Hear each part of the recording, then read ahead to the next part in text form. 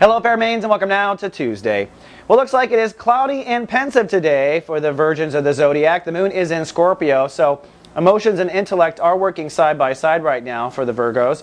That means that your emotions might trigger mind games might trigger you to be emotional, but if you really just let it flow and let it go, you'll find that you can uncover those code triggers. Now this is the best transit to blog, to journal, to talk to your therapist, to talk to your best friend, to talk to yourself in the mirror and really come to terms with how you're feeling and what the mind game is anyways. Virgos do get lost sometimes in those mind games. Now speaking of mind games, that may be part of the hot topic this month for the Virgins. The Sun is in chapter 1 of Leo. Yesterday Uranus was ruling the day.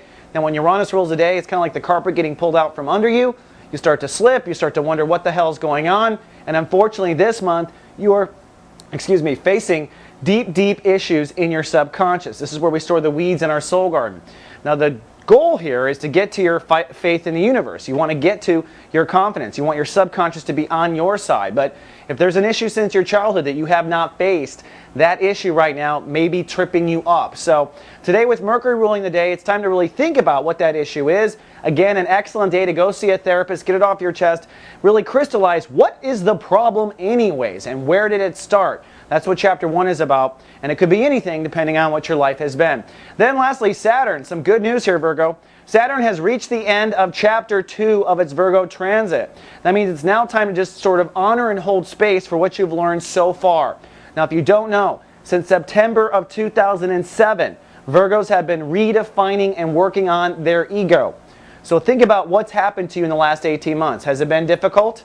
What has changed? Do you put yourself out there differently? Do you see yourself differently from an ego perspective? Are you standing up for yourself? Are you not over-defending yourself? What's changed in the way you present yourself, your charisma, etc. in the last 18 months? In the next 10 days, it's important for you to kind of just honor what you've learned so far, because when Saturn moves into chapter 3, we'll be laying the foundation now for a new Virgo 2.0 ego. That's what I call it, 2.0. You're reinventing yourself.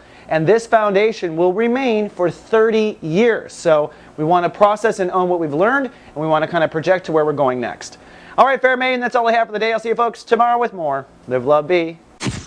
So